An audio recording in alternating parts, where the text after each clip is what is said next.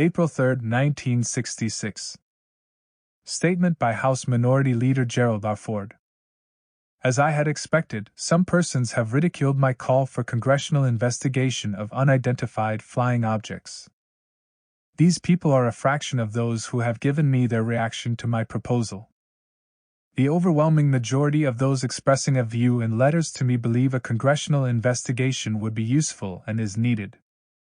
Those who scoff at the idea of a congressional investigation of UFOs apparently are unaware that the House Armed Services Committee has scheduled a closed-door hearing on the matter Tuesday with the Air Force and that Representative Joseph E. Karth, a Democrat from Minnesota, headed a three-man subcommittee which held 2 days of hush-hush hearings 5 years ago on behalf of the House Science and Astronautics Committee. Karth has confirmed in conversation with a member of my staff that he conducted these secret hearings. The present Science and Astronautics Committee Chairman, Representative George P. Miller, a Democrat from California, has shied away from a UFO probe at this time, saying his committee does not have jurisdiction over the Air Force. But the late Representative Overton Brooks, a Democrat from Louisiana, obviously had different ideas because he tapped Karth to summon Air Force witnesses and question them after a flurry of UFO sighting in 1961. Karth has informed me that his subcommittee made an oral report to the full committee but never released anything to the public.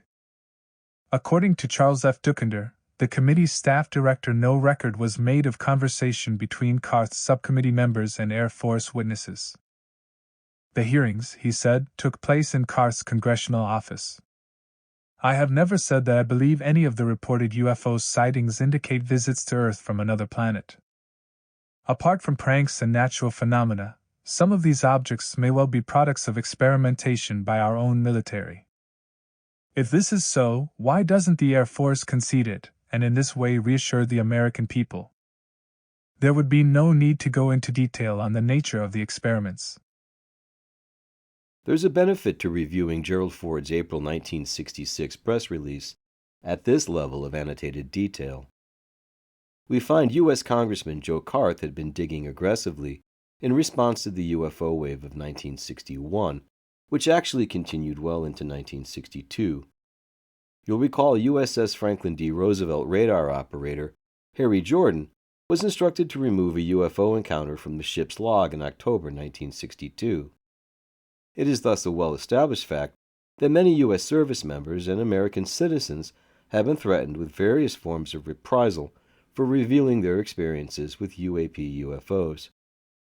In 1961, Congressman Karth appeared oblivious to this intimidation and worked his own brand of slanted venom against U.S. Naval Academy graduate and veteran NICAP ufologist Donald Kehoe. NICAP's mission was to investigate unidentified aerial phenomenon. It's right there in its name.